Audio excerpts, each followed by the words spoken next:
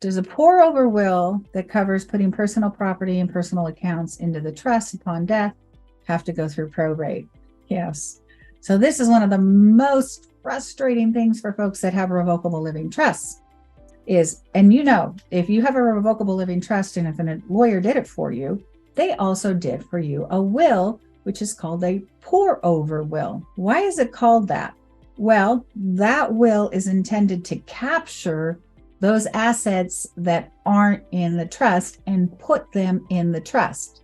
Well, because you didn't do that during your lifetime, put those assets in the trust, there needs to be a post-death way to put them in the trust. What is that? That's the pour over will. Pour over wills must go through probate. So there is a probate, plus there is the trust administration. So that is an example of a failed plan in that the revocable living trust was intended to avoid probate, but because it was not fully funded, then there needs to be this pour over will filed with the court, probate, and then it gets put in the trust.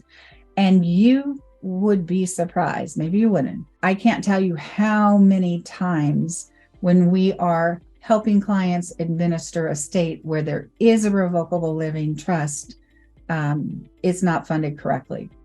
Part of that probably was hesitation on the part of a person to seek out the legal services. Like once the lawyer drafted it, they thought they understood it. Maybe they didn't, but they didn't go back to the lawyer to say, I don't really understand this. And then life goes on.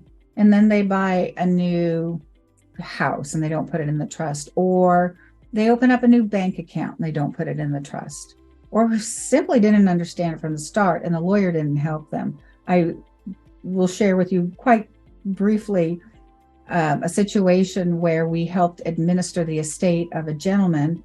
Another lawyer had prepared the revocable living trust and had given this person no guidance, hadn't even done the deed on the house. So this gentleman had this trust with nothing in it.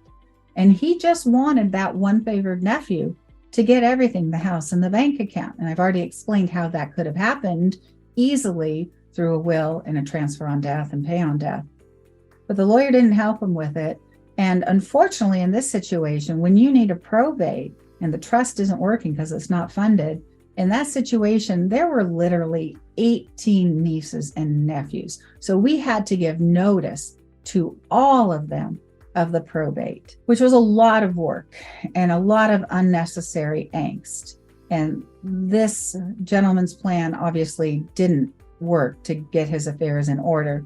And, a lot of that was that where was there a failure? There was a failure at step number 2, not choosing the right guide, and step number 3, not understanding and implementing. This is not that uncommon that people are just hesitant to reach out to lawyers. Why is that? Lawyers charge money and people want to be on the cheap and do it themselves. And not uncommonly when that happens, or they go to a lawyer that charges, $500 or something, they're just not going to get a good plan. And it's going to end up costing a lot more money at the end of the day.